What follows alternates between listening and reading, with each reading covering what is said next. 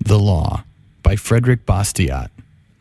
The law perverted, and the police powers of the state perverted along with it. The law, I say, not only turned from its proper purpose, but made to follow an entirely contrary purpose. The law become the weapon of every kind of greed. Instead of checking crime, the law itself guilty of the evils it is supposed to punish. If this is true, it is a serious fact, and moral duty requires me to call the attention of my fellow citizens to it. Life is a gift from God. We hold from God the gift which includes all others. This gift is life, physical, intellectual, and moral life. But life cannot maintain itself alone. The Creator of life has entrusted us with the responsibility of preserving, developing, and perfecting it. In order that we may accomplish this, He has provided us with a collection of marvelous faculties, and He has put us in the midst of a variety of natural resources.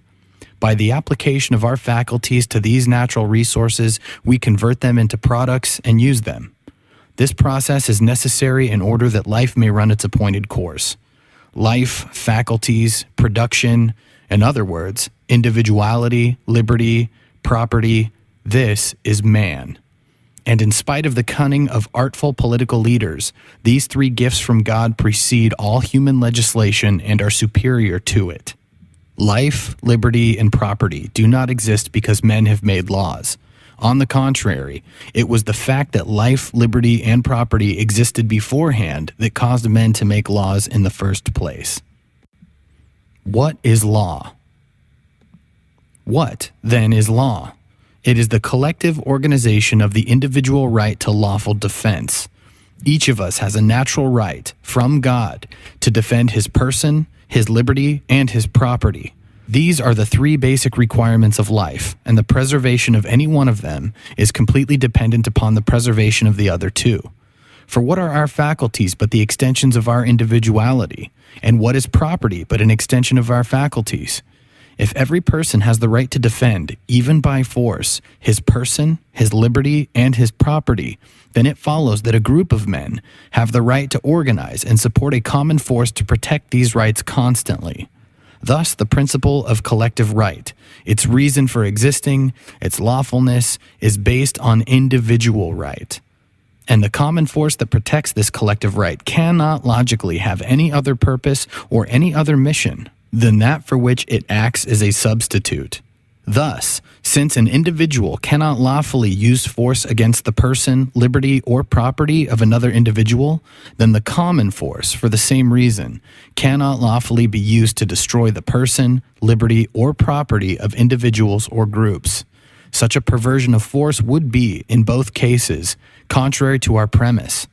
Force has been given to us to defend our own individual rights.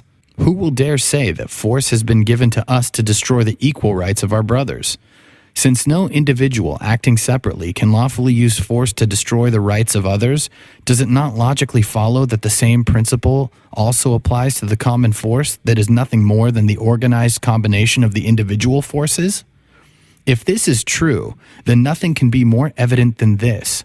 The law is the organization of the natural right of lawful defense. It is the substitution of a common force for individual forces. And this common force is to do only what the individual forces have a natural and lawful right to do: to protect persons, liberties, and properties, to maintain the right of each, and to cause justice to reign over all. A just and enduring government. If a nation were founded on this basis, it seems to me that order would prevail among the people, in thought as well as in deed. It seems to me that such a nation would have the most simple, easy to accept, economical, limited, non-oppressive, just, and enduring government imaginable, whatever its political form might be.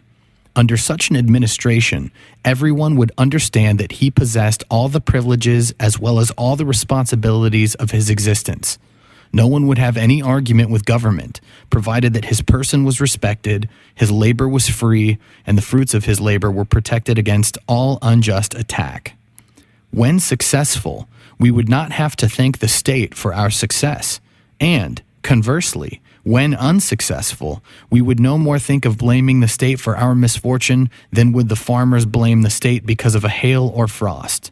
The state would be felt only by the invaluable blessings of safety provided by this concept of government. It can be further stated that, thanks to the non-intervention of the state in private affairs, our wants and their satisfactions would develop themselves in a logical manner. We would not see poor families seeking literary instruction before they have bread. We would not see cities populated at the expense of rural districts, nor rural districts at the expense of cities. We would not see the great displacements of capital, labor, and population that are caused by legislative decisions. The sources of our existence are made uncertain and precarious by these state-created displacements. And, furthermore, these acts burden the government with increased responsibilities. But, unfortunately, law by no means confines itself to its proper functions, and when it has exceeded its proper functions, it has not done so merely in some inconsequential and debatable matters. The law has gone further than this. It has acted in direct opposition to its own purpose. The law has been used to destroy its own objective. It has been applied to annihilating the justice that it was supposed to maintain, to limiting and destroying rights which its real purpose was to respect. The law has placed the collective force at the disposal of the unscrupulous who wish, without risk, to exploit the person, liberty, and property of others. It has converted plunder into a right in order to protect plunder. And it has converted lawful defense into a crime in order to punish lawful defense. How has this perversion of the law been accomplished, and what have been the results? The law has been perverted by the influence of two entirely different causes: stupid greed and false philanthropy. Let us speak of the first. A fatal tendency of mankind. Self-preservation and self-development are common aspirations among all people, and if everyone enjoyed the unrestricted use of his faculties and the free disposition of the fruits of his labor, social progress would be ceaseless, uninterrupted, and unfailing. But there is also another tendency that is common among people. When they can, they wish to live and prosper at the expense of others. This is no rash accusation, nor does it come from a gloomy and uncharitable spirit. The annals of history bear witness to the truth of it. The incessant wars, mass migrations, religious persecutions, universal slavery, dishonesty in commerce, and monopolies. This fatal desire has its origin in the very nature of man, in that primitive, universal, and insuppressible instinct that impels him to satisfy his desires with the least possible pain. Property and plunder. Man can live and satisfy his wants only by ceaseless labor, by the ceaseless application of his faculties to natural resources. This process is the origin of property. But it is also true that a man may live and satisfy his wants by seizing and consuming the products of the labor of others. This process is the origin of plunder. Now, since man is naturally inclined to avoid pain, and since labor is pain in itself, it follows that men will resort to plunder whenever plunder is easier than work. History shows this quite clearly, and under these conditions, neither religion nor morality can stop it. When, then, does plunder stop? It stops when it becomes more painful and more dangerous than labor. It is evident, then, that the proper purpose of law is to use the power of its collective force to stop this fatal tendency to plunder instead of to work. All the measures of the law should protect property and punish plunder. But, generally, the law is made by one man or one class of men. And since the law cannot operate without the sanction and support of a dominating force, this force must be entrusted to those who make the laws. This fact, combined with the fatal tendency that exists in the heart of man to satisfy his wants with the least possible efforts, explains the almost universal perversion of the law. Thus, it is easy to understand how law, instead of checking injustice, becomes the invincible weapon of injustice. It is easy to understand why the law is used by the legislator to destroy in varying degrees, among the rest of the people, their personal independence by slavery, their liberty by oppression, and their property by plunder. This is done for the benefit of the person who makes the law and in proportion to the power that he holds. Victims of lawful plunder. Men naturally rebel against the injustice of which they are victims. Thus, when plunder is organized by law for the profit of those who make the law, all the plundered classes try somehow to enter, by peaceful or revolutionary means, into the making of laws. According to their degree of enlightenment, these plundered classes may propose one of two entirely different purposes when they attempt to attain political power. Either they may wish to stop lawful plunder, or they may wish to share in it. Woe to the nation when this latter purpose prevails among the mass victims of lawful plunder, when they, in turn, seize the power to make laws. Until that happens, the few practice lawful plunder upon the many, a common practice where the right to participate in the making of law is limited to a few persons. But then, participation in the making of law becomes universal, and then men seek to balance their conflicting interests by universal plunder. Instead of rooting out the injustices found in society, they make these injustices general. As soon as the plundered classes gain political power, they establish a system of reprisals against other classes. They do not abolish legal plunder. This objective would demand more enlightenment than they possess. Instead, they emulate their evil predecessors by participating in this legal plunder, even though it is against their own interests. It is as if it were necessary, before a reign of justice appears, for everyone to suffer a cruel retribution, some for their evilness and some for their lack of understanding. The results of legal plunder. It is impossible to introduce into society a greater change and greater evil than this, the conversion of the law into an instrument of plunder. What are the consequences of such a perversion? It would require volumes to describe them all. Thus, we must content ourselves with pointing out the most striking. In the first place, it erases from everyone's conscience the distinction between justice and injustice. No society can exist unless the laws are respected to a certain degree. The safest way to make laws respected is to make them respectable. When law and morality contradict each other, the citizen has the cruel alternative of either losing his moral sense or losing his respect for the law. These two evils are of equal consequence, and it would be difficult for a person to choose between them. The nature of law is to maintain justice. This is so much the case that, in the minds of the people, law and justice are one and the same thing. There is in all of us a strong disposition to believe that anything lawful is also legitimate. This belief is so widespread that many persons have erroneously held that things are just because law makes them so. Thus, in order to make plunder appear just and sacred to many consciences, it is only necessary for the law to decree and sanction it. Slavery, restrictions, and monopoly find defenders not only among those who profit from them, but also among those who suffer from them. The fate of nonconformists. If you suggest a doubt as to the morality of these institutions, it is boldly said that you are a dangerous innovator, a utopian, a theorist, a subversive. You would shatter the foundation upon which society rests. If you lecture upon morality or upon political science, there will be found official organizations petitioning the government in this vein of thought, that science no longer be taught exclusively from the point of view of free trade, of liberty, of property, and of justice, as has been the case until now, but also, in the future, science is to be especially taught from the viewpoint of the facts and laws that regulate French industry, facts and laws which are contrary to liberty, to property, and to justice. That, in government-endowed teaching positions, the professor rigorously refrain from endangering in the slightest degree the respect due to the laws now in force.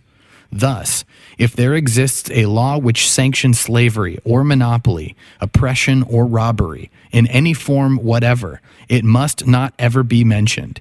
For how can it be mentioned without damaging the respect which it inspires? Still further, morality and political economy must be taught from the point of view of this law, from the supposition that it must be a just law merely because it is a law. Another effect of this tragic perversion of the law is that it gives an exaggerated importance of political passions and conflicts and to politics in general. I could prove this assertion in 1,000 ways, But, by way of illustration, I shall limit myself to a subject that has lately occupied the minds of everyone: universal suffrage. Who shall judge? The followers of Rousseau's school of thought, who consider themselves far advanced but whom I consider 20 centuries behind the times, will not agree with me on this. But universal suffrage, using the word in its strictest sense, is not one of those sacred dogmas which it is a crime to examine or doubt. In fact, serious objections may be made to universal suffrage. In the first place, the word universal conceals a gross fallacy. For example, there are 36 million people in France. Thus, to make the right of suffrage universal, there should be 36 million voters. But the most extended system permits only 9 million people to vote. 3 persons out of 4 are excluded. And more than this, they are excluded by the 4th. This 4th person advances the principle of incapacity as his reason for excluding the others. Universal suffrage means, then, universal suffrage for those who are capable. But there remains this question of fact: who is capable? Are minors, females, insane persons, and persons who have committed certain major crimes the only ones to be determined incapable? The reasons why voting is restricted. A closer examination of the subject shows us the motive which causes the right of suffrage to be based upon the supposition of incapacity. The motive is that the elector or voter does not exercise this right for himself alone, but for everybody. The most extended elective system and the most restricted elective system are alike in this respect. They differ only in respect to what constitutes incapacity. It is not a difference of principle, but merely a difference of degree. If, as the Republicans of our present-day Greek and Roman schools of thought pretend, the right of suffrage arrives with one's birth, it would be an injustice for adults to prevent women and children from voting. Why are they then prevented? Because they are presumed to be incapable. And why is incapacity a motive for exclusion? Because it is not the voter alone who suffers the consequence of his vote. Because each vote touches and affects everyone in the entire community. Because the people in the community have a right to demand some safeguards concerning the acts upon which their welfare and existence depend. The answer is to restrict the law. I know what might be said in answer to this, what the objections might be. But this is not the place to exhaust a controversy of this nature. I wish merely to observe here that this controversy over universal suffrage, as well as most other political questions, which agitates, excites, and overthrows nations, would lose nearly all of its importance if the law had always been what it ought to be.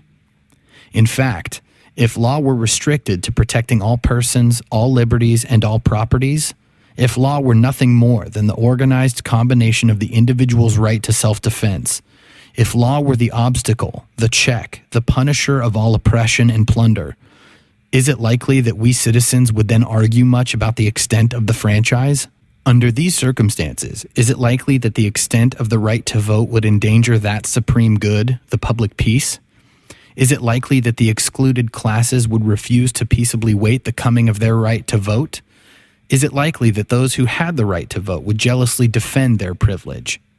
If the law were confined to its proper functions, everyone's interest in the law would be the same. Is it not clear that under these circumstances, those who voted could not inconvenience those who did not vote?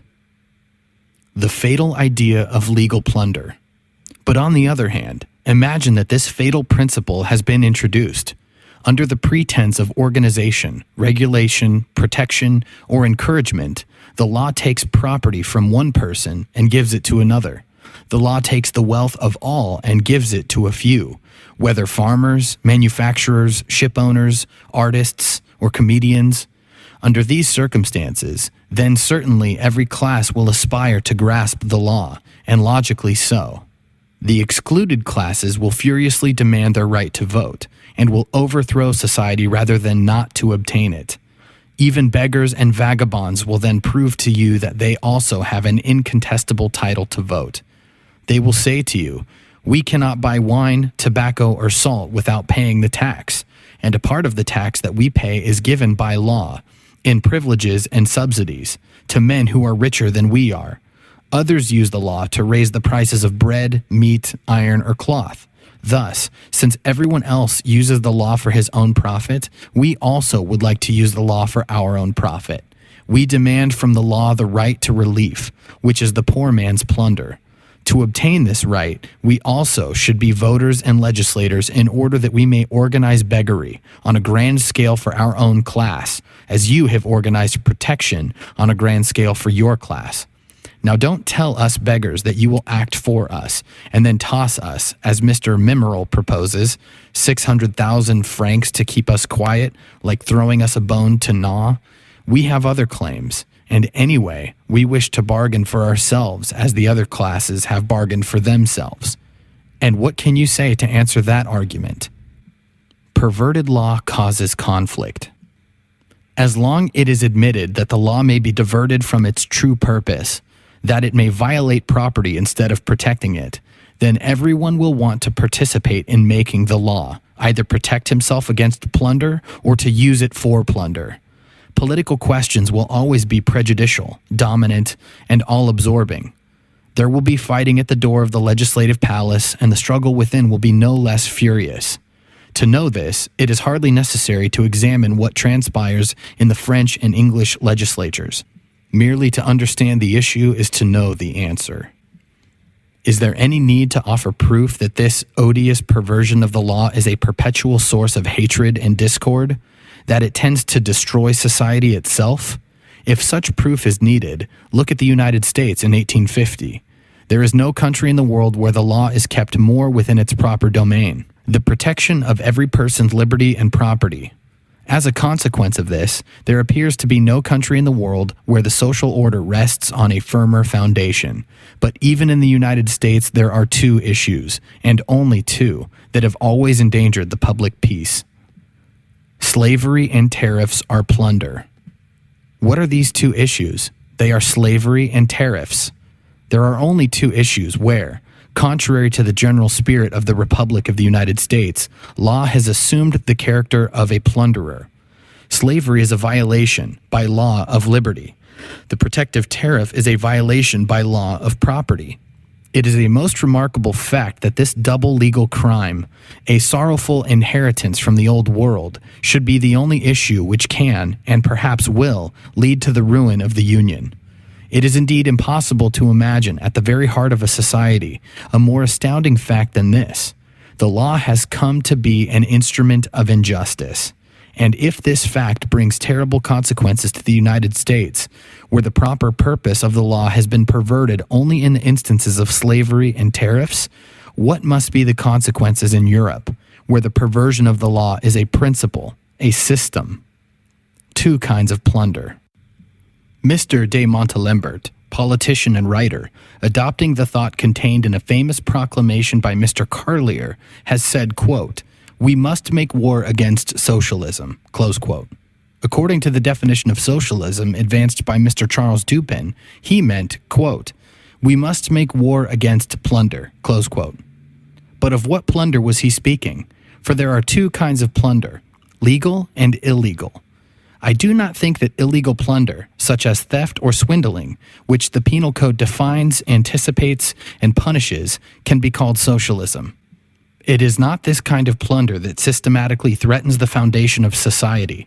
Anyway, the war against this kind of plunder has not waited for the command of these gentlemen. The war against illegal plunder has been fought since the beginning of the world, long before the Revolution of February 1848. Long before the appearance even of socialism itself. France had provided police, judges, gendarmes, prisons, dungeons, and scaffolds for the purpose of fighting illegal plunder. The law itself conducts this war, and it is my wish and opinion that the law should always maintain this attitude towards plunder. The law defends plunder, but it does not always do this. Sometimes the law defends plunder and participates in it. Thus the beneficiaries are spared the shame, danger, and scruple which their acts would otherwise involve. Sometimes the law places the whole apparatus of judges, police, prisons, and gendarmes at the service of the plunderers and treats the victim, when he defends himself, as a criminal. In short, there is a legal plunder, and it is of this, no doubt, that Mr. de Montalembert speaks. This legal plunder may be only an isolated strain among the legislative measures of the people. If so, it is the best to wipe it out with a minimum of speeches and denunciations, and in spite of the uproar of the vested interests. How to identify legal plunder. But how is legal plunder to be identified? Quite simply, see if the law takes from some persons what belongs to them and gives it to other persons to whom it does not belong. See if the law benefits one citizen at the expense of another by doing what the citizen himself cannot do without committing a crime. Then abolish this law without delay, for it is not only an evil itself, but also it is a fertile source for further evils because it invites reprisals. If such a law, which may be an isolated case, is not abolished immediately, it will spread, multiply, and develop into a system. The person who profits from this law will complain bitterly, defending his acquired rights. He will claim that the state is obligated to protect and encourage his particular industry, that this procedure enriches the state because the protected industry is thus able to spend more and to pay higher wages to the poor working men. Do not listen to this sophistry by vested interests. The acceptance of these arguments will build legal plunder into a whole system. In fact, this has already occurred. The present-day delusion is an attempt to enrich everyone at the expense of everyone else, to make plunder universal under the pretense of organizing it. Legal plunder has many names. Now, legal plunder can be committed in an infinite number of ways. Thus, we have an infinite number of plans for organizing it. Tariffs, protection, benefits, subsidies, encouragements, progressive taxation, public schools, guaranteed jobs, guaranteed profits, minimum wages, a right to relief, a right to the tools of labor, and so on and so on.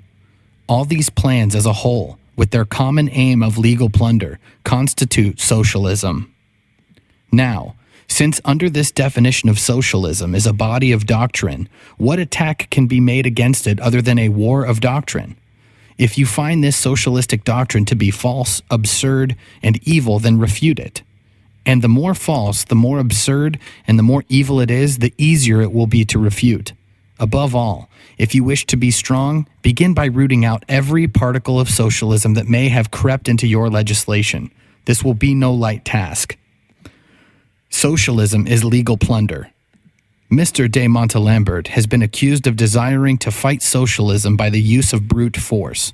He ought to be exonerated from this accusation, for he has plainly said, quote, "The war that we must fight against socialism must be in harmony with the law, honor, and justice," close quote. But why does not Mr. de Montalembert see that he has placed himself in a vicious circle? You would use the law to oppose socialism, but it is upon the law that socialism itself relies. Socialists desire to practice legal plunder, not illegal plunder. Socialists, like all other monopolists, desire to make the law their own weapon. And when once the law is on the side of socialism, how can it be used against socialism? For when plunder is abetted by the law, it does not fear your courts, your gendarmes, and your prisons. Rather, it may call upon them for help. To prevent this, you would exclude socialism from entering into the making of laws. You would prevent socialists from entering the legislative palace. You shall not succeed, I predict, so long as legal plunder continues to be the main business of the legislature. It is illogical, in fact absurd, to assume otherwise. The choice before us. This question of legal plunder must be settled once and for all, and there are only 3 ways to settle it. Number 1, the few plunder the many. Number 2, everybody plunders everybody. Or number 3, nobody plunders anybody. We must make our choice among limited plunder, universal plunder, and no plunder. The law can follow only one of these 3. Limited legal plunder.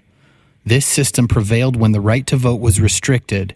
One would turn back to this system to prevent the invasion of socialism. Universal legal plunder. We have been threatened with this system since the franchise was made universal.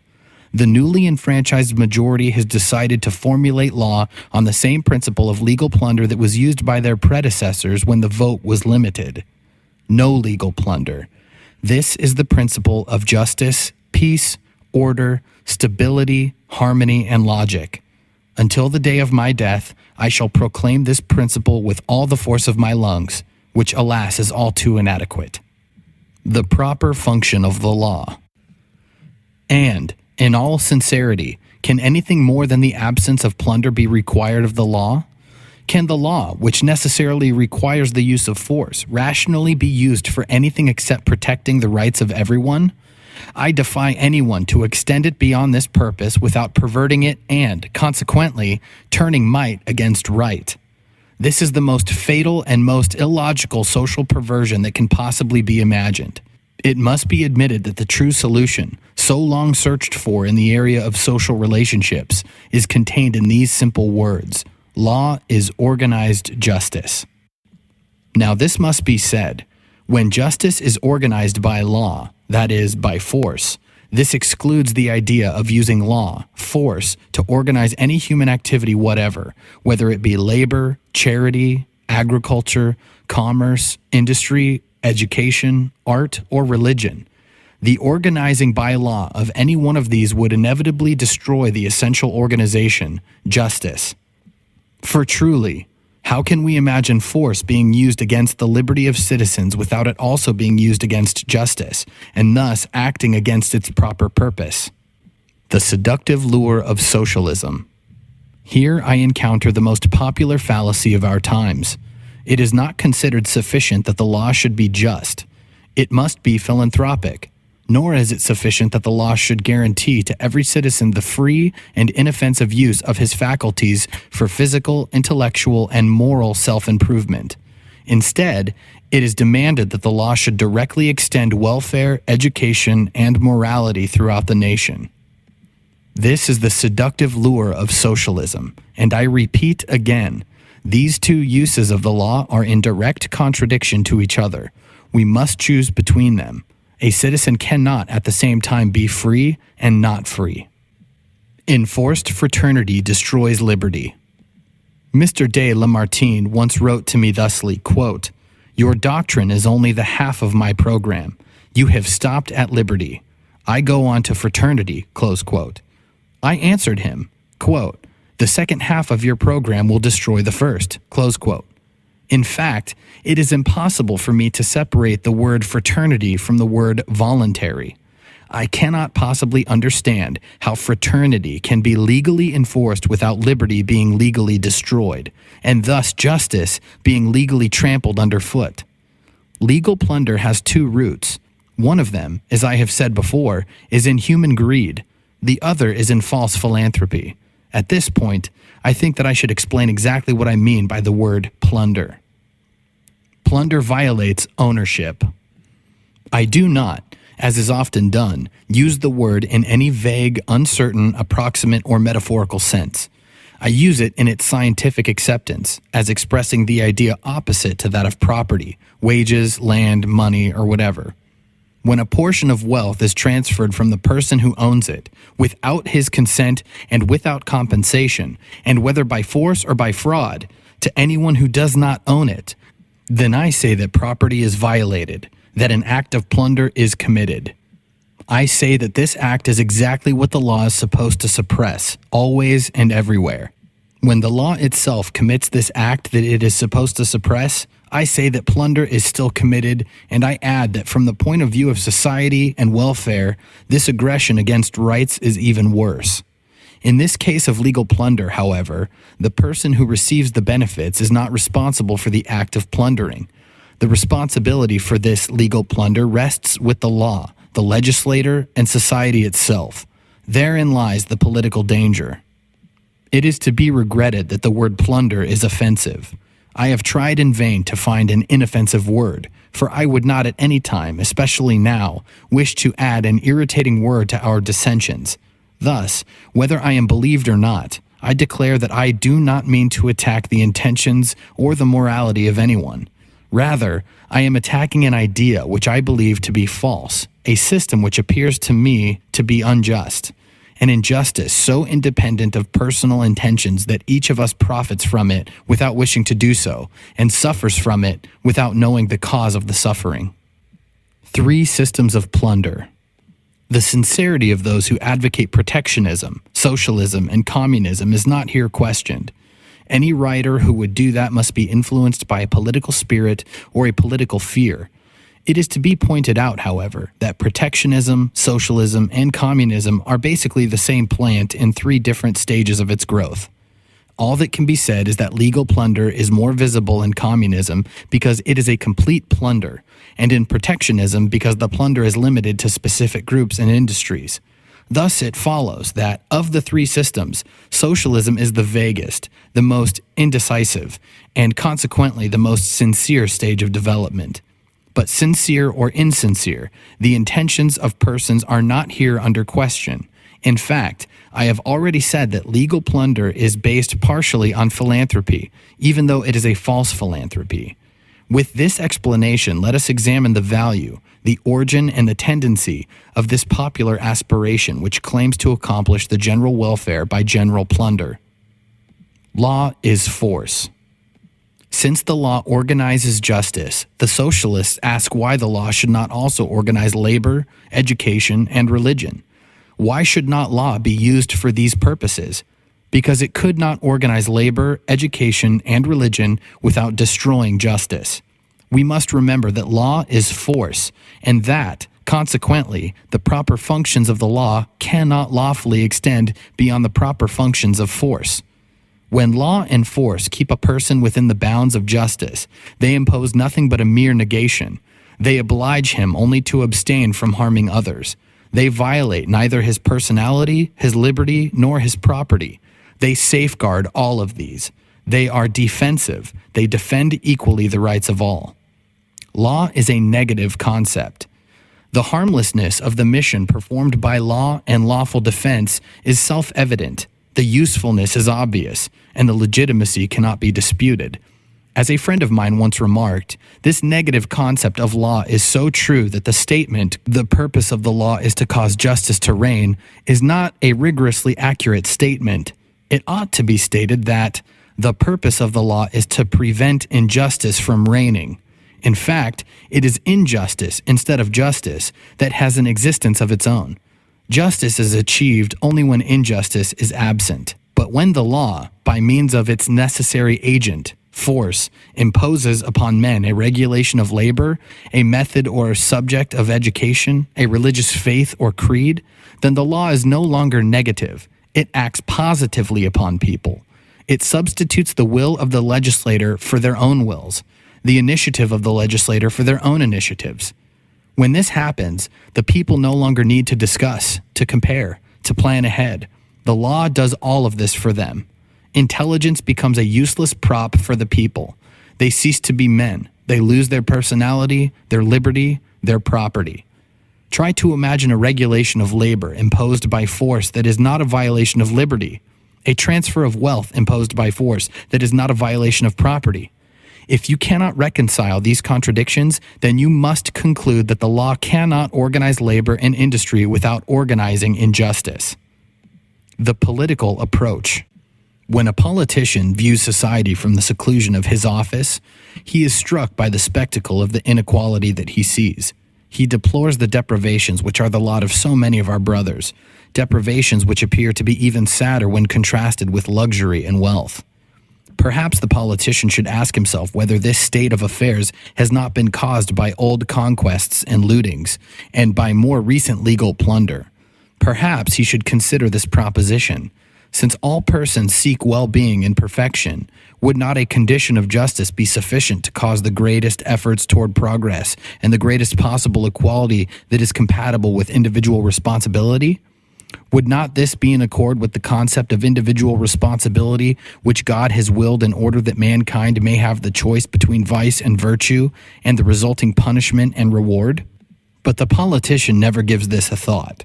His mind turns to organizations, combinations, and arrangements, legal or apparently legal.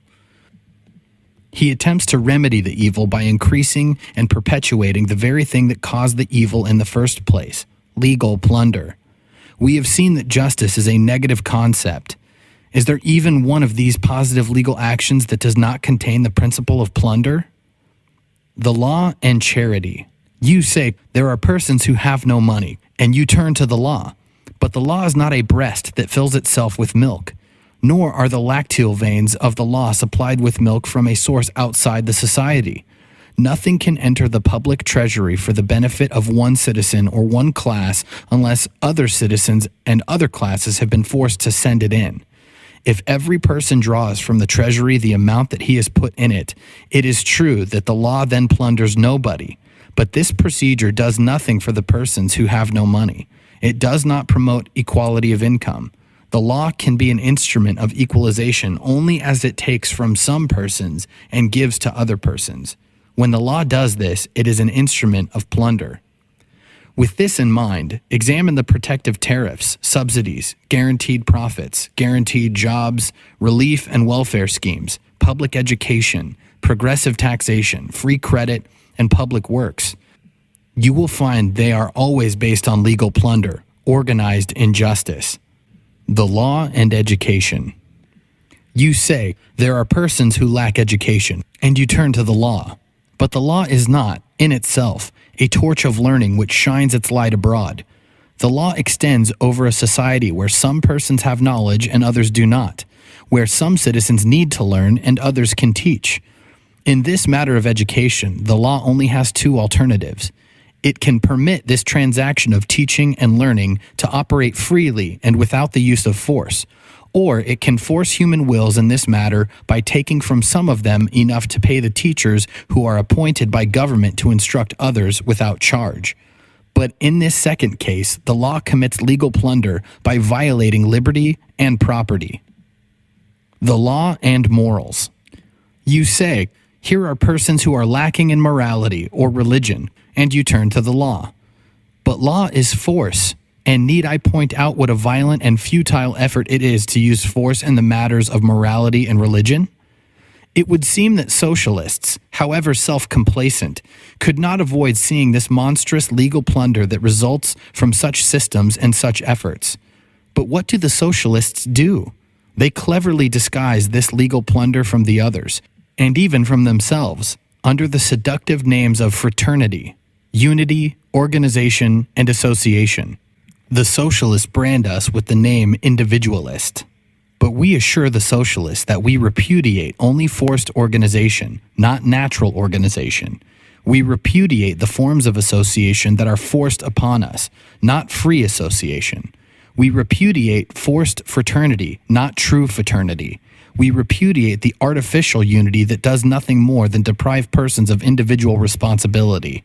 We do not repudiate the natural unity of mankind under providence. A confusion of terms. Socialism, like the ancient ideas from which it springs, confuses the distinction between government and society.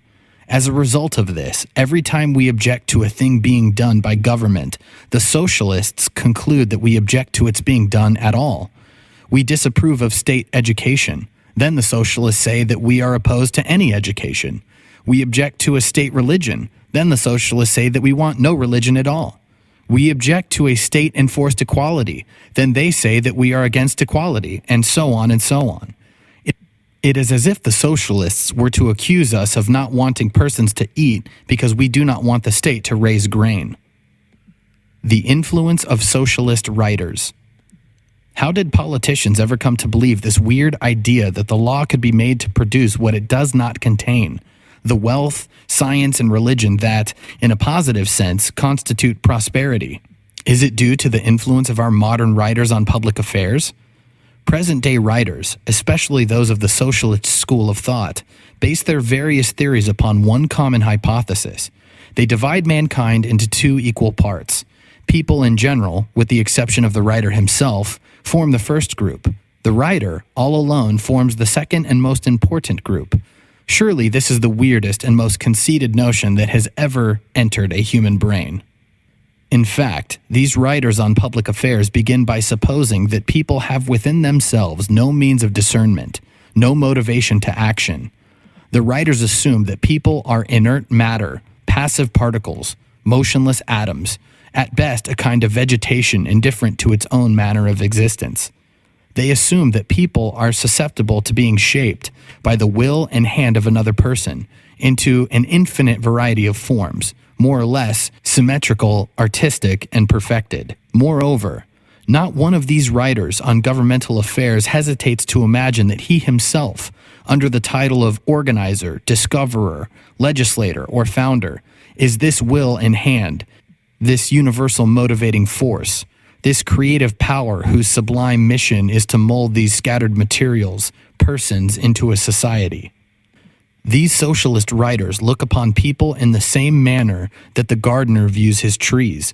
Just as the gardener capriciously shapes the trees into pyramids, parasols, cubes, vases, fans, and other forms, just so does the socialist writer whimsically shape human beings into groups, series, centers, subcenters, honeycombs, labor corps, and other variations. And just as the gardener needs axes, pruning hooks, saws, and shears to shape his trees, just so does the socialist writer need the force that he can find only in law to shape human beings. For this purpose, he devises tariff laws, tax laws, relief laws, and school laws. The socialists want to play God.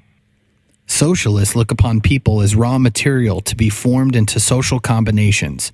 This is so true that, if by chance the socialists have any doubts about the success of these combinations, they will demand that a small portion of mankind be set aside to experiment upon.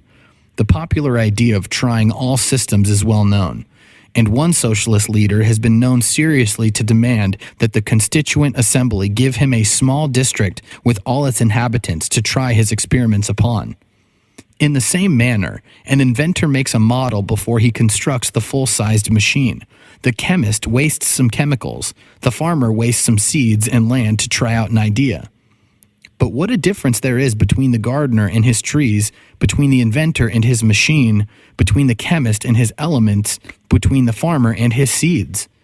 And in all sincerity, the socialist thinks that there is the same difference between him and mankind. It is no wonder that the writers of the 19th century look upon society as an artificial creation of the legislator's genius. This idea, the fruit of classical education, has taken possession of all the intellectuals and famous writers of our country.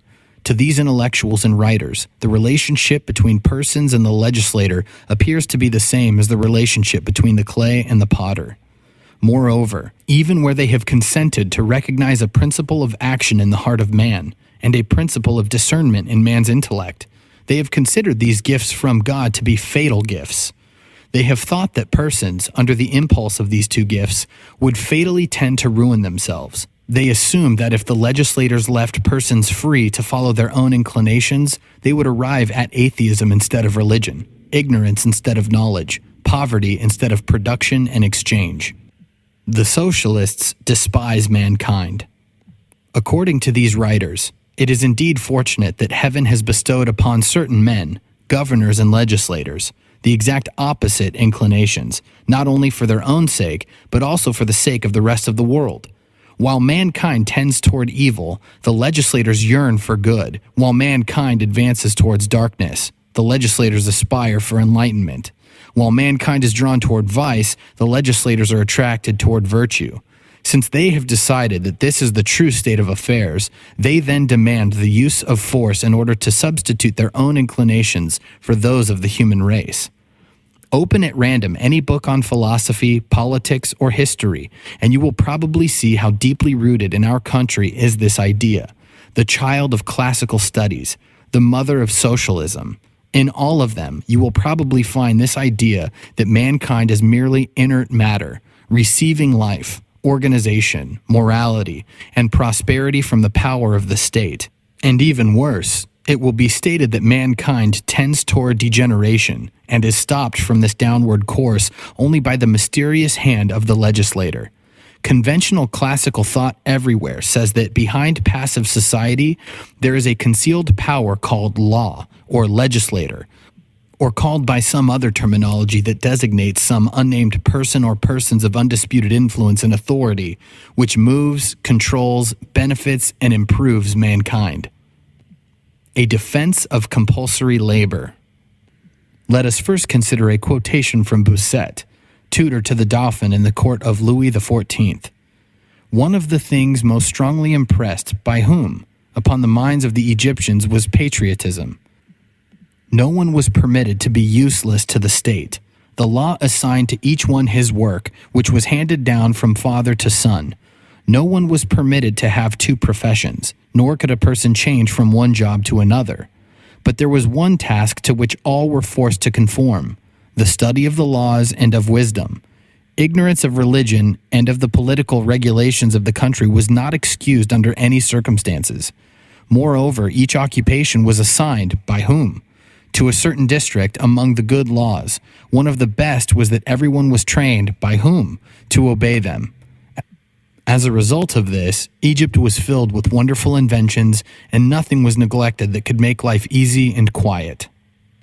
Thus, according to Bastiat, persons derive nothing from themselves. Patriotism, prosperity, inventions, husbandry, science, all of these are given to the people by the operation of the laws, the rulers. All that the people have to do is to bow to leadership. A defense of paternal government. Bastiat carries this idea of the state as the source of all progress, even so far as to defend the Egyptians against the charge that they rejected wrestling and music. He said, quote, "How is that possible? These arts were invented by Trismegistus, who was allegedly to have been chancellor to the Egyptian god Osiris." And again, among the Persians, Bastiat claims that all comes from above.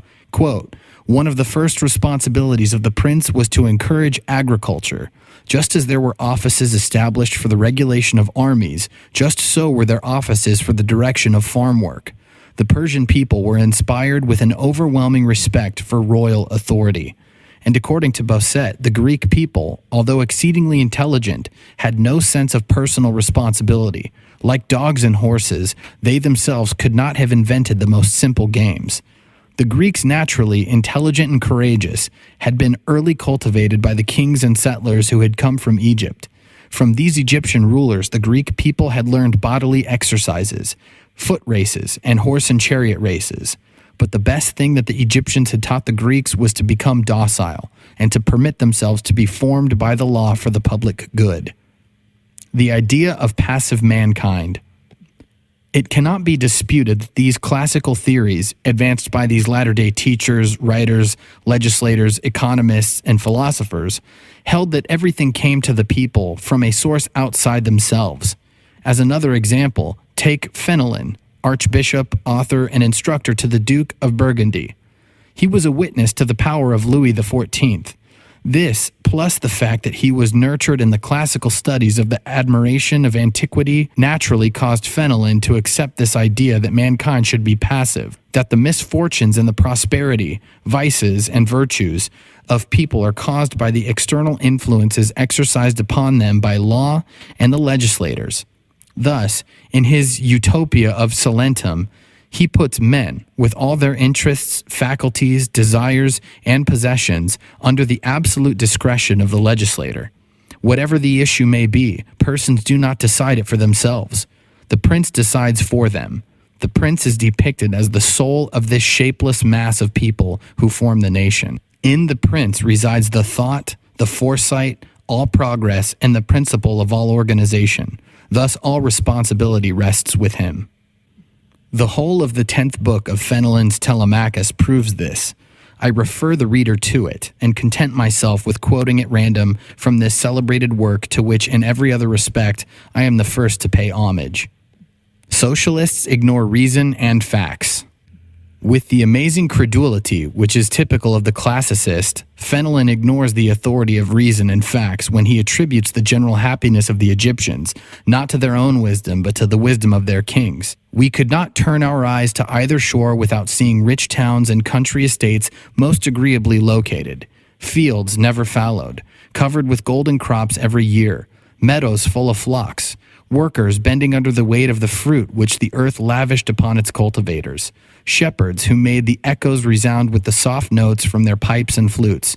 Happy, said Mentor, is the people governed by a wise king. Later, Mentor desired that I observe the contentment and abundance which covered all Egypt, where 22,000 cities could be counted.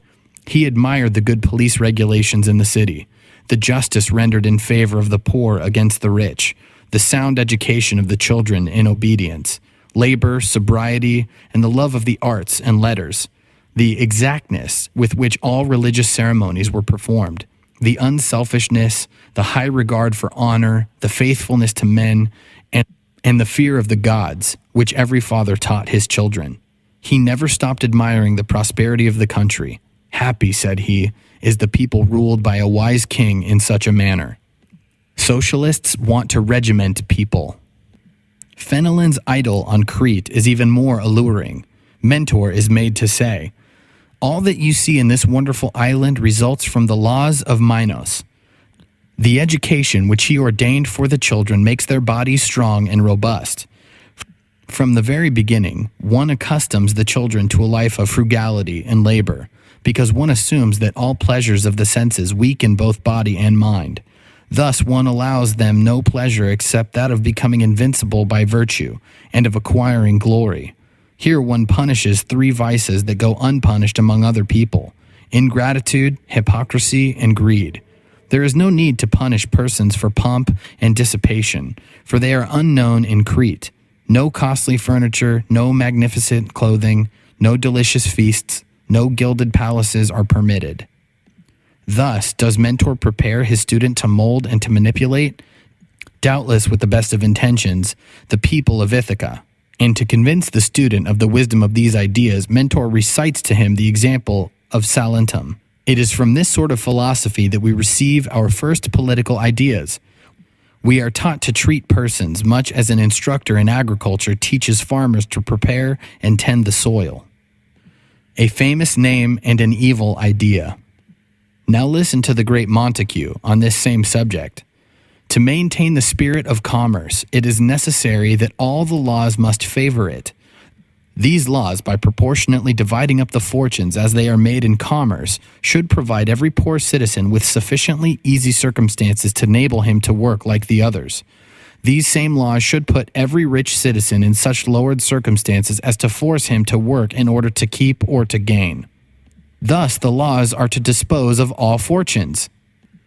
Although real equality is the soul of the state in a democracy, yet this is so difficult to establish that an extreme precision in this matter would not always be desirable.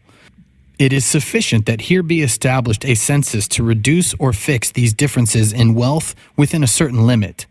After this is done, it remains for specific laws to equalize inequality by imposing burdens upon the rich and granting relief to the poor. Here again we find the idea of equalizing fortunes by law, by force. In Greece there are 2 kinds of republics. One, Sparta, was military. The other, Athens, was commercial. In the former it was desired that the citizens be idle.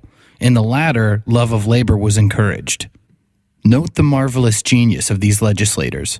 By debasing all established customs, by mixing the usual concepts of all virtues, they knew in advance that the world would admire their wisdom. Lycurgus gave stability to his city of Sparta by combining petty thievery with the soul of justice, by combining the most complete bondage with the most extreme liberty, by combining the most atrocious beliefs with the greatest moderation. He appeared to deprive his city of all its resources, arts, commerce, money, and defenses. In Sparta, ambition went without the hope of material reward. Natural affection found no outlet because a man was neither son, husband, nor father. Even the chastity was no longer considered becoming. By this road, Lycurgus led Sparta on to greatness and glory. This boldness, which was found to be in the institutions of Greece, has been repeated in the midst of the degeneracy and corruption of our modern times. An occasional honest legislator has molded a people in whom integrity appears as natural as courage in the Spartans. Mr. William Penn, for example, is a true Lycurgus. Even though Mr. Penn had peace as his objective, while Lycurgus had war as his objective, they resemble each other in that their moral prestige over free men allowed them to overcome prejudices, to subdue passions, and to lead their respective peoples into new paths. The country of Paraguay furnishes us with another example of a people who, for their own good, are molded by their legislators. Now it is true that if one considers the sheer pleasure of commanding to be the greatest joy in life, he contemplates a crime against society. It will, however, always be a noble ideal to govern men in a manner that will make them happier. Those who desire to establish similar institutions must do as follows: establish common ownership of property as in the Republic of Plato, revere the gods as Plato commanded, prevent foreigners from mingling with the people in order to preserve the customs. Let the state instead of the citizens establish commerce. The legislators should supply arts instead of luxuries. They should satisfy needs instead of desires. A frightful idea. Those who are subject to vulgar infatuation may exclaim, Montesquieu has said this, so it's magnificent, it's sublime. As for me, I have the courage of my own opinion. I say, what? You have the nerve to call that fine? It is frightful, it is abominable. These random selections from the writings of Montesquieu show that he considers persons, liberties, property, mankind itself to be nothing but materials for legislators to exercise their wisdom upon. The leader of the Democrats. Now let us examine Rousseau on this subject.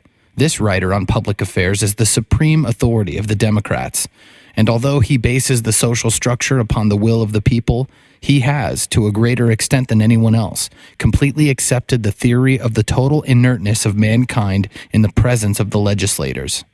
If it is true that a great prince is rare, then is it not true that a great legislator is even more rare? The prince is only to follow the pattern that the legislator creates. The legislator is the mechanic who invents the machine. The prince is merely the workman who sets it in motion. And what part do persons play in all this? They are merely the machine that is set in motion. In fact, are they not merely considered to be the raw material of which the machine is made? Thus, the same relationship exists between the legislator and the prince as exists between the agricultural expert and the farmer. And the relationship between the prince and his subjects is the same as that between the farmer and his land. How high above mankind, then, has the writer on public affairs been placed? Rousseau rules over legislators themselves and teaches them their trade in these imperious terms.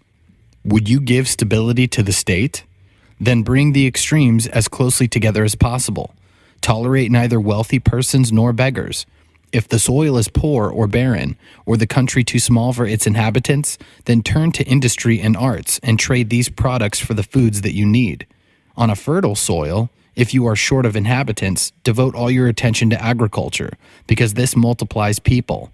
Banish the arts because they only serve to depopulate the nation. If you have extensive and accessible coastlines, then cover the sea with merchant ships. You will have a brilliant but short existence. If your seas wash only inaccessible cliffs, let the people be barbarous and eat fish. They will live more quietly, perhaps better, and, most certainly, they will live more happily. In short, and in addition to the maxims that are common to all, every people has its own particular circumstances, and this fact in itself will cause legislation appropriate to the circumstances. This is the reason why the Hebrews formerly, and more recently the Arabs, had religion as their principal objective. The objective of the Athenians was literature, of Carthage and Tyre commerce, of Rhodes naval affairs, of Sparta war, and of Rome virtue. The author of the Spirit of Laws has shown by what art the legislator should direct his institution toward each of these objectives. But suppose that the legislator mistakes his proper objective and acts on a principle different from that indicated by the nature of things. Suppose that the selected principle sometimes creates slavery and sometimes liberty, sometimes wealth and sometimes population, sometimes peace and sometimes conquest. This confusion of objective will slowly enfeeble the law and impair the Constitution. The state will be subjected to ceaseless agitations until it is destroyed or changed and invincible nature regains her empire. But if nature is sufficiently invincible to regain its empire, why does not Rousseau admit that it did not need the legislator to gain it in the first place? Why does he not see that men, by obeying their own instincts, would turn to farming on fertile soil and to commerce on an extensive and easily accessible coast, without the interference of a Lycurgus or a Solon or a Rousseau, who might easily be mistaken? Socialists want conformity. Be that as it may, Rousseau invests the creators, organizers, directors, legislators, and controllers of society with a terrible responsibility. He is, therefore, most exacting with them. He who would dare to undertake the political creation of a people ought to believe that he can, in a manner of speaking, transform human nature, transform each individual, who, by himself, is a solitary and perfect whole, into a mere part of a greater whole from which the individual will henceforth receive his life and being.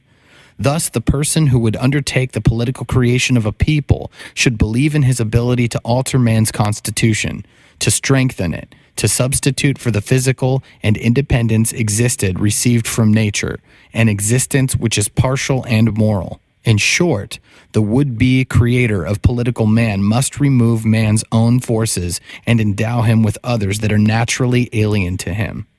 Poor human nature! What would become of a person's dignity if it were entrusted to the followers of Rousseau? Legislators desire to mold mankind. Now let us examine Reynal on the subject of mankind being molded by the legislator.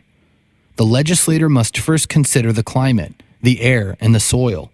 The resources at his disposal determine his duties. He must first consider his locality. A population living on maritime shores must have laws designed for navigation. If it is an inland settlement, the legislator must make his plans according to the nature and fertility of the soil. It is especially in the distribution of property that the genius of the legislator will be found. As a general rule, when a new colony is established in any country, sufficient land should be given to each man to support his family. On an uncultivated island that you are populating with children, you need do nothing but let the seeds of truth germinate along with the development of reason.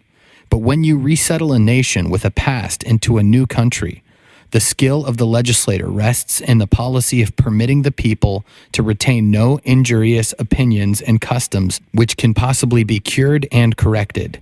If you desire to prevent these opinions and customs from becoming permanent, you will secure the second generation by a general system of public education for the children.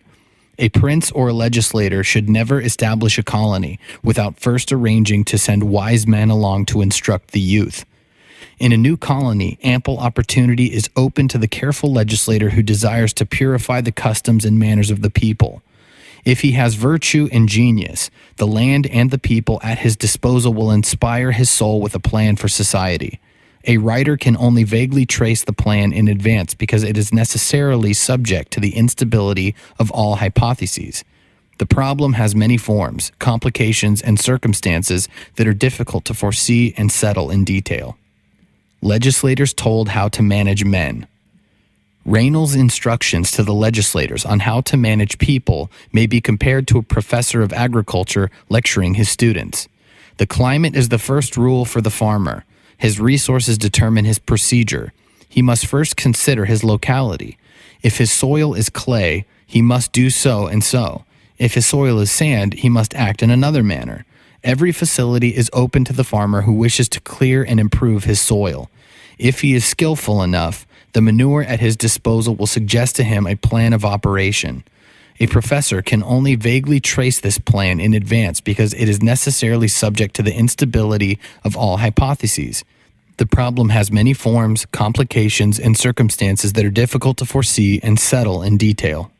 O sublime writers, please remember sometimes that this clay, this sand, and this manure which you so arbitrarily dispose of are men. They are your equals. They are intelligent and free human beings like yourselves.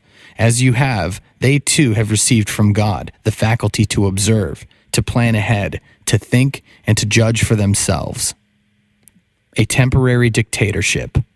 Here is Mabley on the subject of the law and the legislator. In the passages preceding the one here quoted, Mabley has supposed the laws, due to a neglect of security, to be worn out.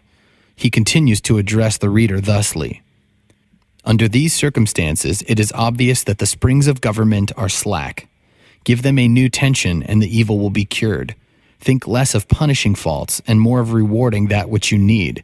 In this manner, you will restore to your republic the vigor of youth. Because free people have been ignorant of this procedure, they have lost their liberty. But if the evil has made such headway that ordinary governmental procedures are unable to cure it, then resort to an extraordinary tribunal with considerable powers for a short time. The imagination of the citizens needs to be struck a hard blow. In this manner, Mabley continues through 20 volumes. Under the influence of teaching like this, which stems from classical education, there came a time when everyone wished to place himself above mankind in order to arrange, organize, and regulate it in his own way. Socialists want equality of wealth. Next, let us examine Condillac on the subject of legislators and mankind. My lord assumed the character of Lycurgus or of Solon. And before you finish reading this essay, amuse yourself by giving laws to some savages in America or Africa. Confine these nomads to fixed dwellings. Teach them to tend flocks. Attempt to develop the social consciousness that nature has planted in them. Force them to begin to practice the duties of humanity. Use punishment to cause sensual pleasures to become distasteful to them. Then you will see that every point of your legislation will cause these savages to lose a vice and gain a virtue. All people have had laws, but few people have been happy. Why is this so? Because the legislators themselves have almost always been ignorant of the purpose of society, which is the uniting of families by a common interest. Impartiality in law consists of two things: the establishing of equality in wealth and equality in dignity among the citizens. As the laws establish greater equality, they become proportionately more precarious to every citizen. When all men are equal in wealth and dignity, and when the laws leave no hope of disturbing this equality, how can men then be agitated by greed, ambitions, dissipation, idleness, sloth, envy, hatred, or jealousy? What you have learned about the Republic of Sparta should enlighten you on this question. No other state has ever had laws more in accord with the order of nature of equality. The error of socialist writers. Actually, it is not strange that during the 17th and 18th centuries, the human race was regarded as inert matter, ready to receive everything: form, face, energy, movement, life, from a great prince or great legislator or a great genius. These centuries were nourished on the study of antiquity, and antiquity presents everywhere, in Egypt, Persia, Greece, Rome, the spectacle of a few men molding mankind according to their whims, thanks to the prestige of force and fraud. But this does not prove that this situation is desirable. It proves only that since men in society are capable of improvement, it is naturally to be expected that error, ignorance, despotism, slavery, and superstition should be the greatest towards the origins of history. The writers quoted above were not in error when they found ancient institutions to be such, but they were in error when they offered them for the admiration and imitation of future generations. Uncritical and childish conformists, they took for granted the grandeur, dignity, morality, and happiness of the artificial societies of the ancient world. They did not understand that knowledge appears and grows with the passage of time, and that in proportion to this growth of knowledge, might takes the side of right, and society regains possession of itself. What is liberty? Actually, what is the political struggle that we witness? It is the instinctive struggle of all people toward liberty. And what is this liberty whose very name makes the heart beat faster and shakes the world? Is it not the union of all liberties? Liberty of conscience, of education, of association, of the press, of travel, of labor, of trade? In short, is not liberty the freedom of every person to make full use of his faculties so long as he does not harm other persons while doing so? Is not liberty the destruction of all despotism, including, of course, legal despotism? Finally, is not liberty the restricting of the law only to its rational sphere of organizing the right of the individual to lawful self-defense, of punishing injustice? It must be admitted that the tendency of the human race towards liberty is largely thwarted, especially in France. This is greatly due to a fatal desire, learned from the teachings of antiquity, that our writers on public affairs have in common.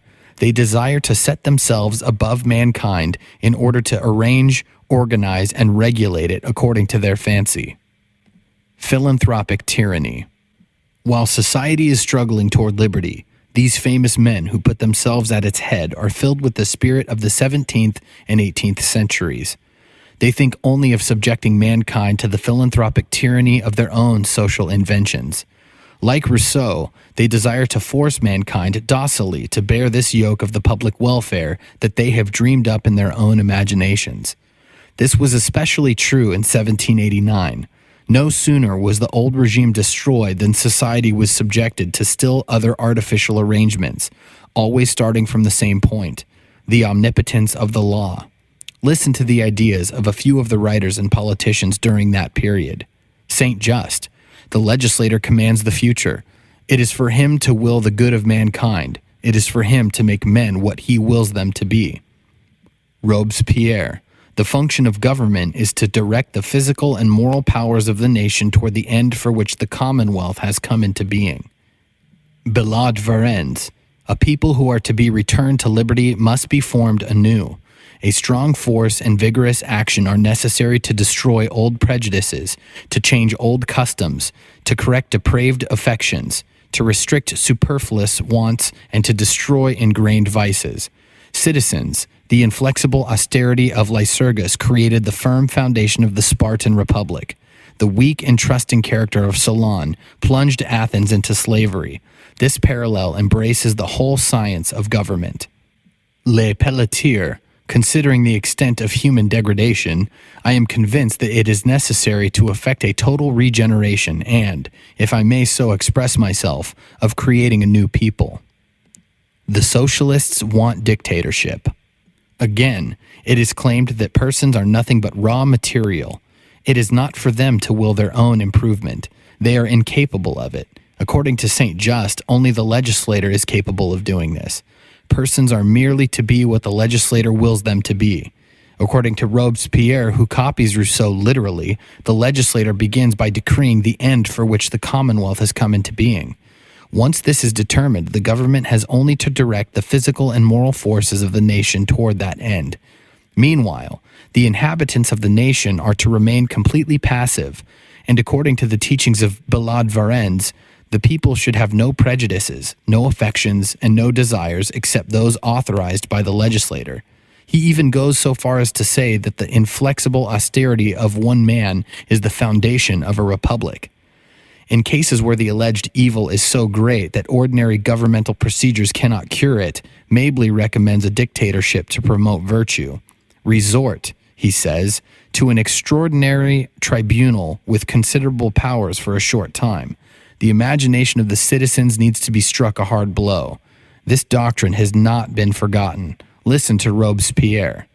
The principle of the republican government is virtue, and the means required to establish virtue is terror. In our country, we desire to substitute morality for selfishness, honesty for honor, principles for customs, duties for manners, the empire of reason for the tyranny of fashion, contempt of vice for contempt of poverty, pride for insolence, greatness of soul for vanity, love of glory for love of money, good people for good companions, merit for intrigue, genius for wit, truth for glitter, the charm of happiness for the boredom of pleasure, the greatness of man for the littleness of the great, a generous, strong, happy people for a good-natured, frivolous, degraded people. In short, we desire to substitute all the virtues and miracles of a republic for all the vices and absurdities of a monarchy. Dictatorial arrogance. At what a tremendous height above the rest of mankind does Robespierre here place himself? And note the arrogance with which he speaks. He is not content to pray for a great reawakening of the human spirit, nor does he expect such a result from a well-ordered government. No, he himself will remake mankind, and by means of terror. This mass of rotten and contradictory statements is extracted from a discourse by Robespierre in which he aims to explain the principles of morality which ought to guide a revolutionary government. Note that Robespierre's request for a dictatorship is not made merely for the purpose of repelling a foreign invasion or putting down the opposing groups. Rather, he wants a dictatorship in order that he may use terror to force upon the country his own principles of morality. He says that this act is only to be a temporary measure preceding a new constitution. But in reality, he desires nothing short of using terror to extinguish from France selfishness, honor, customs, manners, fashion, vanity, love of money, good companionship, intrigue, wit, sensuousness, and poverty. Not until he, Robespierre, shall have accomplished these miracles, as he so rightly calls them, will he permit the law to reign again. The indirect approach to despotism. Usually, however, these gentlemen, the reformers, the legislators, and the writers on public affairs do not desire to impose direct despotism upon mankind. Oh no, they are too moderate and philanthropic for such direct action. Instead, they turn to the law for this despotism, this absolutism, this omnipotence. They desire only to make laws. To show the prevalence of this queer idea in France, I would need to copy not only the entire works of Mabley, Raynal, Rousseau, and Fenelon, plus long extracts from Bastiat and Montesquieu, but also the entire proceedings of the Convention. I shall do no such thing. I merely refer the reader to them. Napoleon wanted passive mankind. It is, of course, not all surprising that this same idea should have greatly appealed to Napoleon. He embraced it ardently and used it with vigor. Like a chemist, Napoleon considered all Europe to be material for his experiments. But, in due course, this material reacted against him. At St. Helena, Napoleon, greatly disillusioned, seemed to recognize some initiative in mankind. Recognizing this, he became less hostile to liberty. Nevertheless, this did not prevent him from leaving this lesson to his son in his will. To govern is to increase and spread morality, education, and happiness. After all this, it is hardly necessary to quote the same opinions from Morley, Babeuf, Owen, Saint Simon, and Fourier. Here are, however, a few extracts from Louis Blanc's book on the organization of labor. In our plan, society receives its momentum from power. Now consider this. The impulse behind this momentum is to be supplied by the plan of Louis Blanc. His plan is to be forced upon society. The society referred to is the human race. Thus, the human race is to receive its momentum from Louis Blanc. Now, it will be said that the people are free to accept or to reject this plan. Admittedly, people are free to accept or reject advice from whomever they wish. But this is not the way in which Mr. Louis Blanc understands the matter. He expects that his plan will be legalized and thus forcibly imposed upon the people by the power of the law. In our plan, the state has only to pass labor laws, by means of which industrial progress can and must proceed in complete liberty. The state merely places society on an incline. Then society will slide down this incline by the mere force of things and by the natural workings of the established mechanism. But what is the incline that is indicated by Mr. Louis Blanc? Does it not lead to an abyss? No, it leads to happiness. If this is true, then why does not society go there of its own choice? Because society does not know what it wants. It must be propelled. What is it to propel it? Power. And who is to supply the impulse for this power? Why, the inventor of the machine. In this instance, Mr. Louis Blanc. The vicious circle of socialism. We shall never escape from this circle. The idea of passive mankind and the power of the law being used by a great man to propel the people. Once on this incline, will society enjoy some liberty? And what is liberty, Mr. Louis Blanc? Once and for all, liberty is not only a mere granted right, it is also the power granted to a person to use and to develop his faculties under a reign of justice and under the protection of the law. And this is no pointless distinction. Its meaning is deep, and its consequences are difficult to estimate. For once it is agreed that a person, to be truly free, must have the power to use and develop his faculties. Then it follows that every person has a claim on society for such education as will permit him to develop himself. It also follows that every person has a claim on society for tools of production, without which human activity cannot be fully effective. Now, by what action can society give to every person the necessary education and the necessary tools of production, if not by the action of the state? Thus, again, liberty is power. Of what does this power consist? Of being educated and of being given the tools of production. Who is to give the education and the tools of production? Society, which owes them to everyone. By what action is society to give tools of production to those who do not own them? Why, by the action of the state. And from whom will the state take them? Let the reader answer that question. let him also notice the direction in which this is taking us. The doctrine of the Democrats. The strange phenomenon of our times, one which will probably astound our descendants, is the doctrine based on this triple hypothesis: the total inertness of mankind, the omnipotence of the law, and the infallibility of the legislator. These three ideas form the sacred symbol of those who proclaim themselves totally democratic. The advocates of this doctrine also profess to be social. So far as they are democratic, they place unlimited faith in mankind. But so far as they are social, they regard mankind as little better than mud. Let us examine this contrast in greater detail. What is the attitude of the Democrat when political rights are under discussion? How does he regard the people when a legislator is to be chosen? Then it is claimed that the people have an instinctive wisdom. They are gifted with the finest perception. Their will is always right. The general will cannot err. Voting cannot be too universal. When it is time to vote, apparently the voter is not to be asked for any guarantee of his wisdom. His will and capacity to choose wisely are taken for granted. Can the people be mistaken? Are we not living in an age of enlightenment? What? Are the people always to be kept on leashes? Have they not won their rights by great effort and sacrifice? Have they not given ample proof of their intelligence and wisdom? Are they not adults? Are they not capable of judging for themselves? Do they not know what is best for themselves? Is there a class or a man who would be so bold as to set himself above the people and judge and act for them? No. The people are and should be free. They desire to manage their own affairs, and they shall do so. But when the legislator is finally elected, then indeed does the tone of his speech undergo a radical change. The people are returned to passiveness, inertness, and unconsciousness. The legislator enters into omnipotence. Now it is for him to initiate, to direct, to propel, and to organize. Mankind has only to submit. The hour of despotism has struck. We now observe this fatal idea. The people who, during the election, were so wise, so moral, and so perfect, now have no tendencies whatever, or if they have any, they are tendencies that lead downward into degradation. The socialist concept of liberty.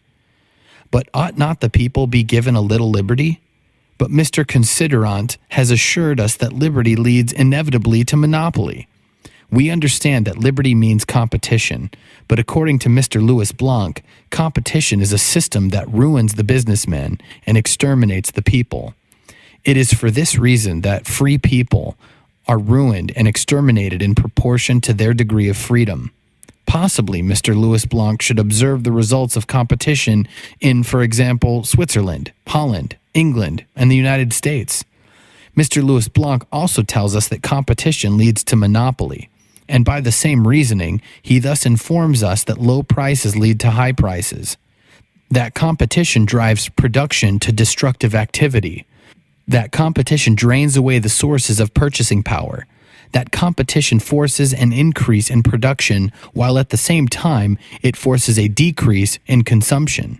From this, it follows that free people produce for the sake of not consuming, that liberty means oppression and madness among the people, and that Mr. Louis Blanc absolutely must attend to it. Socialists fear all liberties. Well, what liberty should the legislators permit people to have? Liberty of conscience?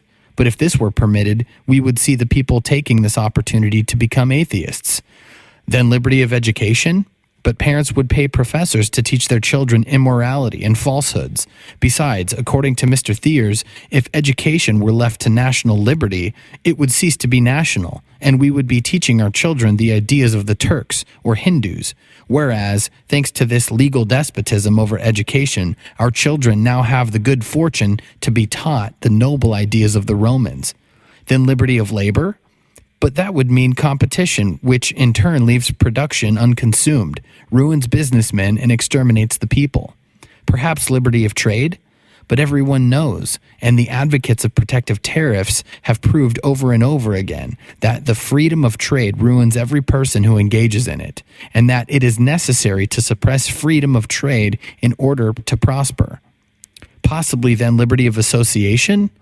But according to socialist doctrine, true liberty and voluntary association are in contradiction to each other, and the purpose of the socialists is to suppress liberty of association precisely in order to force people to associate together in true liberty. Clearly, then, the conscience of the social democrats cannot permit persons to have any liberty because they believe that the nature of mankind tends always toward every kind of degradation and disaster. Thus, of course, the legislators must make plans for the people in order to save them from themselves. This line of reasoning brings us to a challenging question. If people are as incapable, as immoral, and as ignorant as the politicians indicate, then why is the right of these same people to vote defended with such passionate insistence? The Superman idea. The claims of these organizers of humanity raise another question which I have often asked them and which, so far as I know, they have never answered. If the natural tendencies of mankind are so bad that it is not safe to permit people to be free, how is it that the tendencies of these organizers are always good? Do not the legislators and their appointed agents also belong to the human race? Or do they believe that they themselves are made of finer clay than the rest of mankind? The organizers maintain that society, when left undirected, rushes headlong to its inevitable destruction because the instincts of the people are so perverse. The legislators claim to stop this suicidal course and to give it a saner direction. Apparently, then, the legislators and the organizers have received from heaven an intelligence and virtue that place them beyond and above mankind. If so, let them show their titles to this superiority. They would be the shepherds over us, their sheep. Certainly, such an arrangement presupposes that they are naturally superior to the rest of us, and certainly we are fully justified in demanding from the legislators and organizers proof of this natural superiority. Socialists reject free choice. Please understand that I do not dispute their right to invent social combinations, to advertise them, to advocate them, and to try them upon themselves at their own expense and risk. But I do dispute their right to impose these plans upon us by law, by force, and to compel us to pay for them with our taxes. I do not insist that the supporters of these various social schools of thought, the Proudhonists, the Cabetists, the Fourierists, the Universalists, and the Protectionists, renounce their various ideas. I insist only that they renounce this one idea that they have in common. They need only to give up the idea of forcing us to acquiesce to their groups and series, their socialized projects, their free credit banks, their Greco-Roman concept of morality, and their commercial regulations. I ask only that we be permitted to decide upon these plans for ourselves, that we not be forced to accept them, directly or indirectly, if we find them to be contrary to our best interests or repugnant to our consciences. But these organizers desire access to the tax funds and to the power of the law in order to carry out their plans. In addition to being oppressive and unjust, this desire also implies the fatal supposition that the organizer is infallible and mankind is incompetent. But, again, if persons are incompetent to judge for themselves, then why all this talk about universal suffrage? The cause of French revolutions. This contradiction in ideas is, unfortunately but logically, reflected in events in France. For example, Frenchmen have led all other Europeans in obtaining their rights, or, more accurately, their political demands. Yet this fact has in no respect prevented us from becoming the most governed, the most regulated, and the most imposed upon, the most harnessed, and the most exploited people in Europe. France also leads all other nations as the one where revolutions are constantly to be anticipated. And under the circumstances, it is quite natural that this should be the case. And this will remain the case so long as our politicians continue to accept this idea that has been so well expressed by Mr. Louis Blanc. Society receives its momentum from power.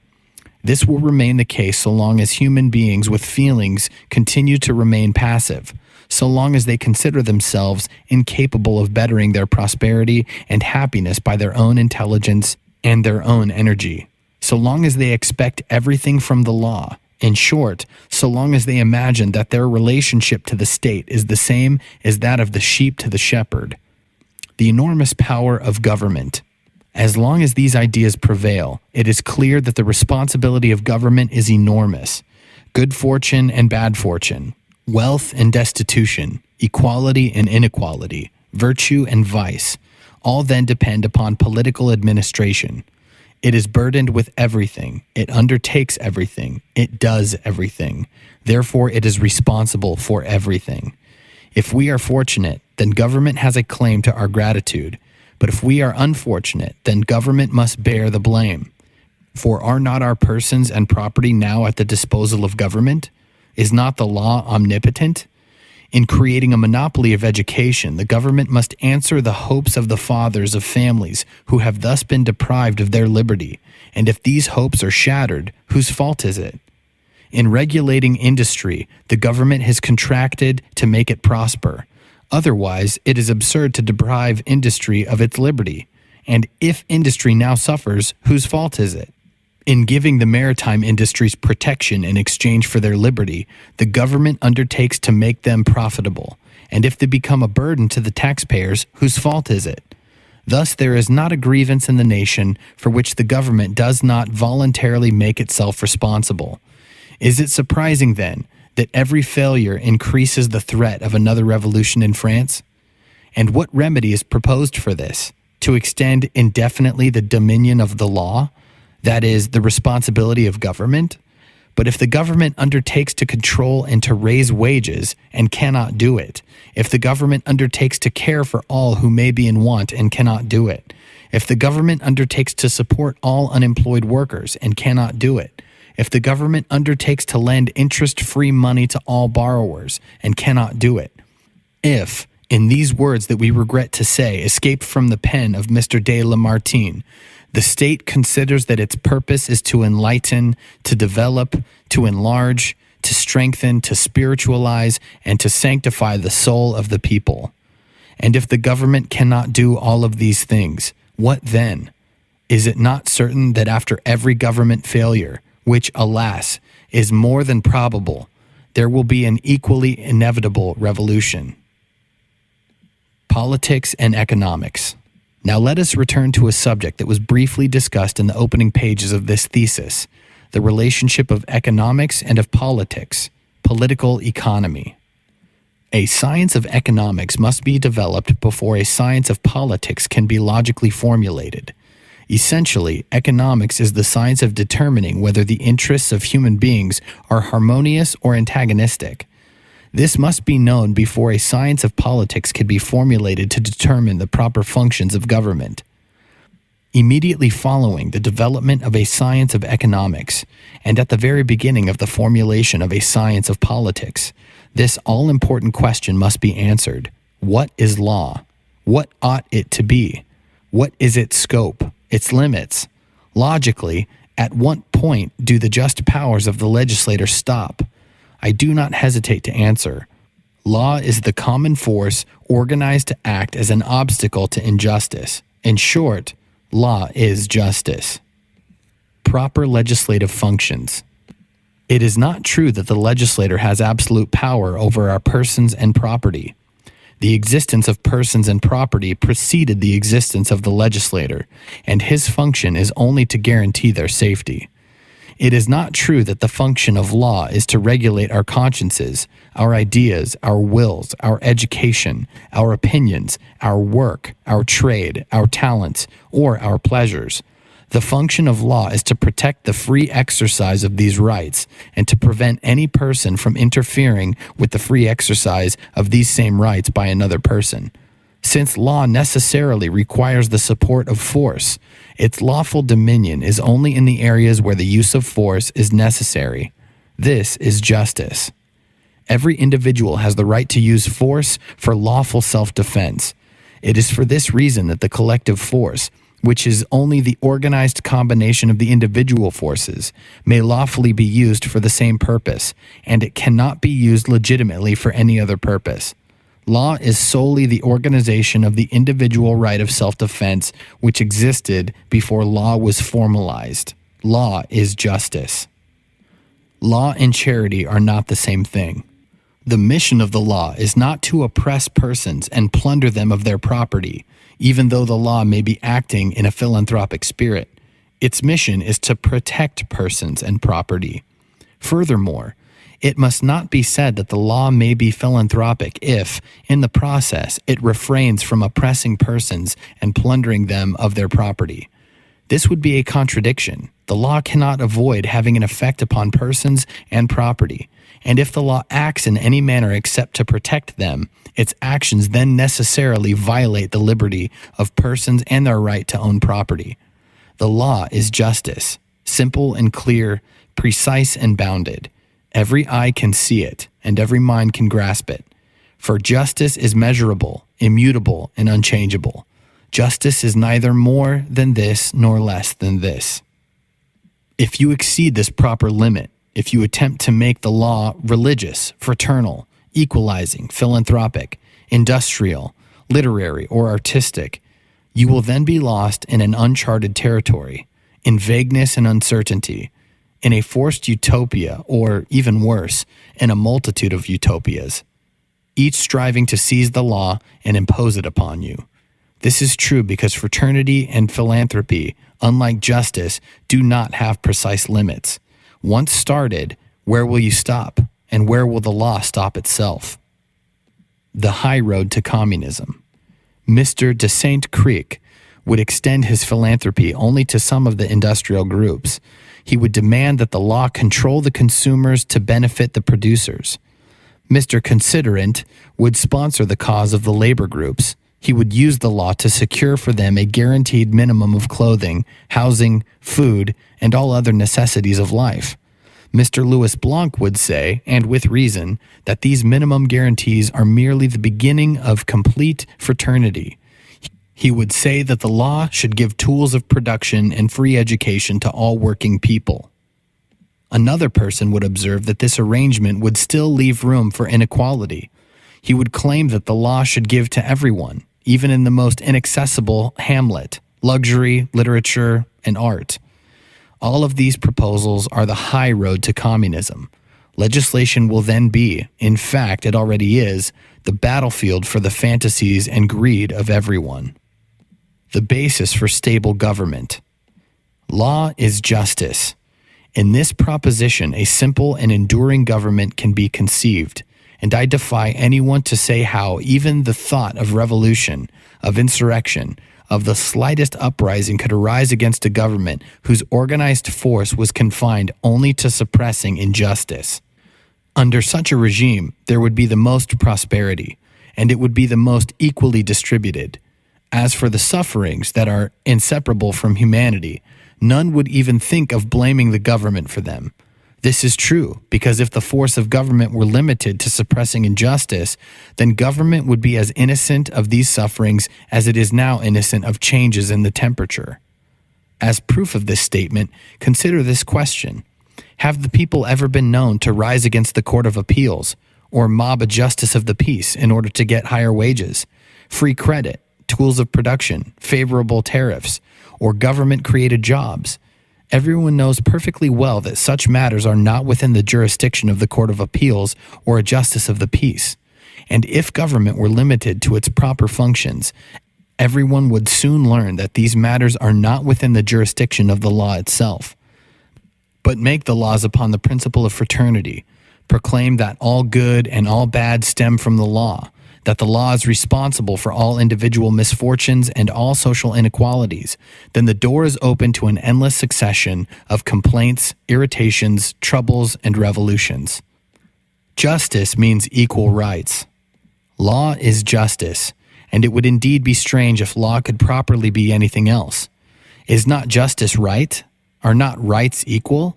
By what right does the law force me to conform to the social plans of Mr. Mimmerl, Mr. de Melun, or Mr. Thiers, or Mr. Louis Blanc?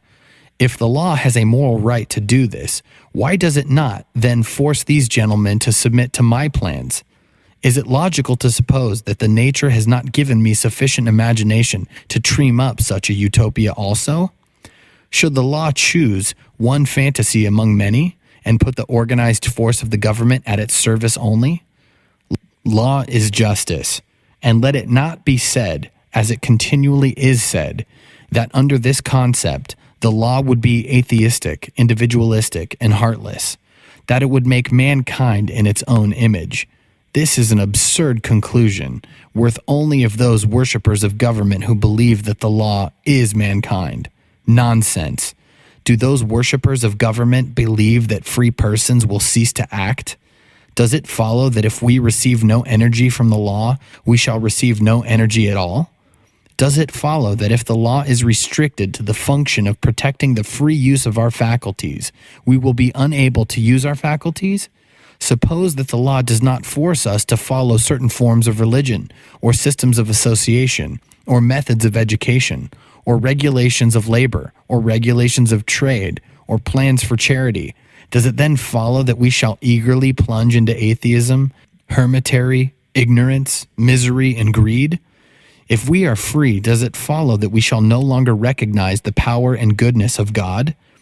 Does it follow that we shall then cease to associate with each other, to help each other, to love and succor our unfortunate brothers, to study the secrets of nature, and to strive to improve ourselves to the best of our abilities? The path to dignity and progress.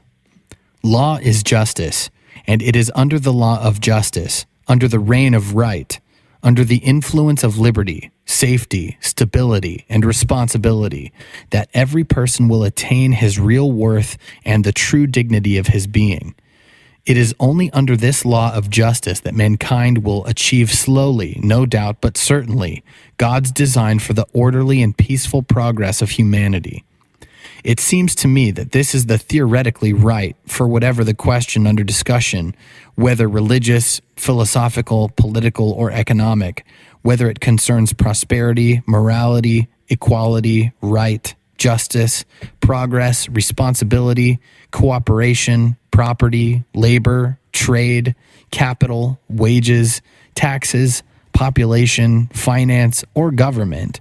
At whatever point on the scientific horizon I begin my researches, I invariably reach this one conclusion: the solution to the problem of human relationships is to be found in liberty. Proof of an idea. And does not experience prove this? Look at the entire world. Which countries contain the most peaceful, the most moral, and the happiest people?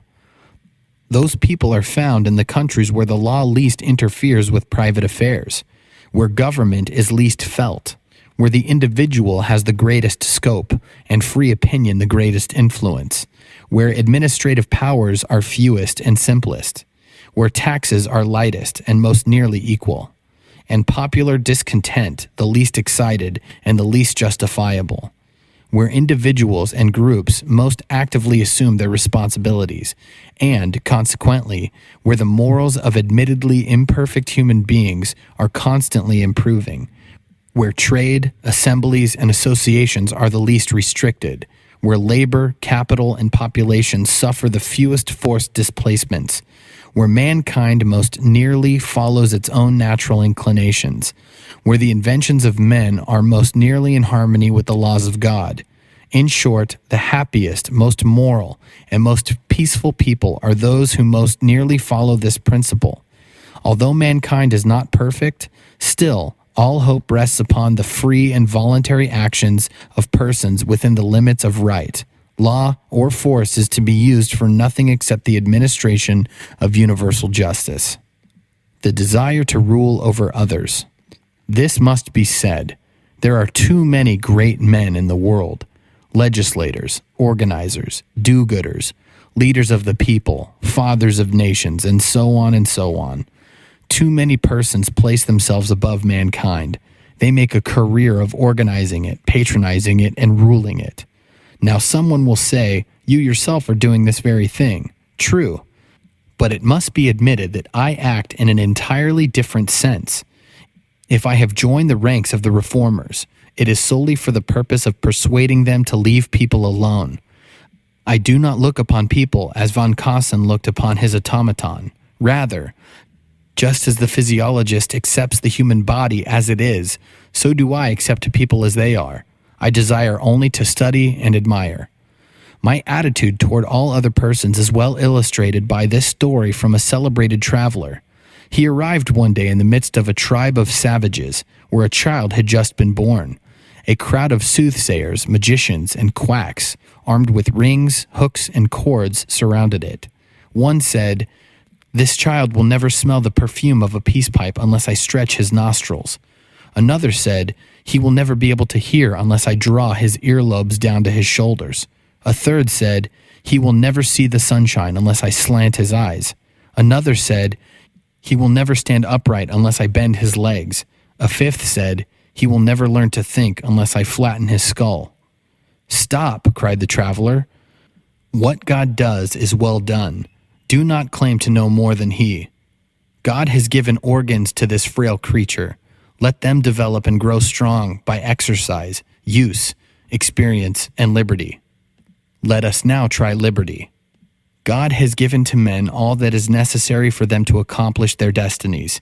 He has provided a social form as well as human form, and these social organs of persons are so constituted that they will develop themselves harmoniously in the clean air of liberty.